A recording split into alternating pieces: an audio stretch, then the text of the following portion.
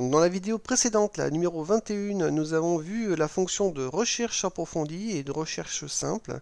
Maintenant, là, je vais vous montrer un petit peu les différents moyens de se positionner dans l'explorateur Progelium dans différents répertoires. Donc il y a pas mal de possibilités qui vous sont offertes. Donc vous pouvez bien sûr naviguer directement en double-cliquant sur les répertoires qui sont présentés donc, dans cette liste-là. Par exemple, si je veux, là actuellement, les vidéos que je suis en train de faire, je les enregistre dans ce répertoire-là, donc dans vidéo.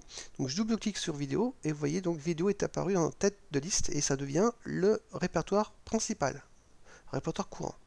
Et en dessous, on voit tous les répertoires qui sont sous-jacents à ce répertoire-là. Et en dessous encore, là on n'en voit pas, mais s'il y avait eu des documents, des fichiers, on les aurait vus donc apparaître en dessous.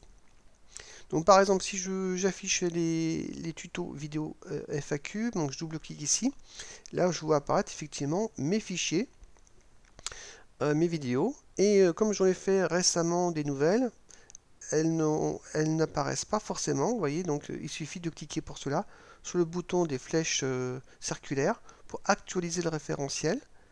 Et puis pour revenir en arrière, eh bien c'est toujours double-cliquer sur la première ligne. Vous voyez, donc on est actuellement sur tuto vidéo FAQ. En dessous, ça sera 0,5 vidéo. 0,5 vidéo, si je double-clique, vous voyez, 0,5 vidéo est repassé en tête de liste. Maintenant, si je redouble-clique sur la première ligne, eh bien le répertoire, le répertoire principal au-dessus, juste au-dessus, ça sera 0,2 Progelium. Donc je double-clique là. Vous voyez, donc c'est à nouveau ce répertoire-là qui est, et ainsi de suite, je peux remonter jusqu'à J. Alors, une autre manière de naviguer avec une vue arborescente, c'est cette liste-là, vous voyez. La liste déroulante ici en haut permet en fait d'avoir une vision sous forme d'une arborescence par rapport à une branche particulière.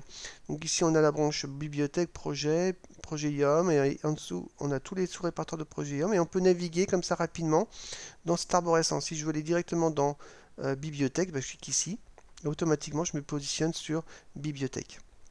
Voilà. Après, vous avez un autre moyen de vous positionner sur un répertoire particulier, c'est en utilisant cette icône en forme de valise. Je clique dessus et là vous avez un sélecteur Windows. C'est ni plus ni moins l'explorateur Windows cette fois-ci. Et là, donc, il suffit de choisir un emplacement particulier. Par exemple, je vais prendre film. Voilà, et puis autre film, je suis OK. Voilà, et là, vous voyez, directement, ça me positionne ici, directement sur ce répertoire-là. Après, c'est le même système, si je veux remonter d'un cran, je double-clique sur cette première ligne. Voilà. Alors le fait de double-cliquer sur le répertoire de la deuxième ligne, là, ça ne va pas vous remonter d'un cran sur film. Au contraire, ça va descendre. Si je double-clique sur autre film, ça va prendre autre film comme répertoire principal et ça va m'afficher son contenu. Donc il faut bien dissocier les deux modes de double-clic. Le double-clic sur la première ligne, ça vous permet de remonter sur le répertoire principal, sur le répertoire parent. Alors qu'un double-clic sur le répertoire sur les autres lignes, ça vous permet de les ouvrir.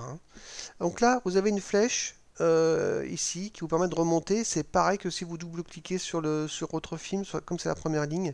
Si je double-clique dessus, ça va remonter sur film, mais si je clique sur la flèche, c'est le même effet.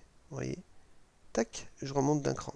C'est pareil. Après, si vous voulez changer de disque, il suffit tout simplement de cliquer sur l'unité du disque en haut que vous souhaitez. Donc si je veux passer sur C, je clique sur C. Voilà. Et alors, ce qu'il faut savoir, c'est qu'il mémorise le dernier emplacement que vous aviez consulté sur chacun des disques. C'est pour ça qu'il ne me met pas sur l'unité C directement, comme ceci. Vous voyez, ici C, tac. Il ne m'a pas mis là, il m'avait mis sur un autre répertoire. Parce que j'étais sur ce répertoire-là. Par exemple, si je consulte WinDev 22, maintenant je suis en 23 et même en 24 pour information, mais là j'ai un répertoire WinDev 23. Si je vais sur J et je reviens sur C, il me met bien le répertoire sur lequel j'étais. Donc c'est pareil, c'est assez pratique à l'usage.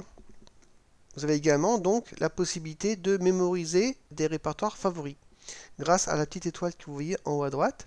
Par exemple, si je veux mémoriser Windows 23, il suffit que je double-clique sur l'étoile. Voilà. Et là, vous allez voir que Windows 23 a été ajouté dans ma liste.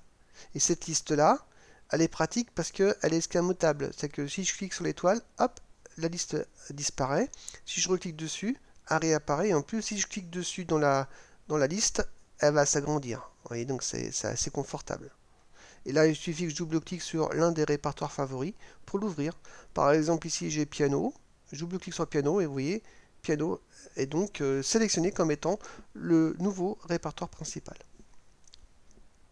Alors, vous pouvez bien sûr modifier, personnaliser votre liste favoris. Vous pouvez enlever des répertoires que vous pouvez les retirer si vous voulez plus les avoir dans les favoris. Vous pouvez vider la liste complète et puis fermer la liste évidemment comme ça.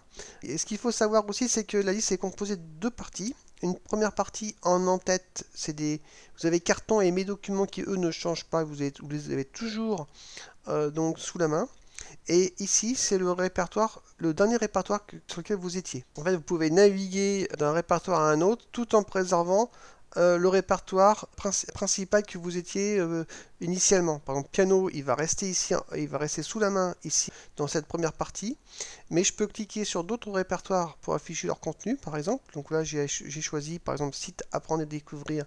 Et en quittant, vous voyez, la flèche, je quitte la partie bleue et la fenêtre se rétracte automatiquement pour me faire apparaître les sous-répertoires d'apprendre et découvrir.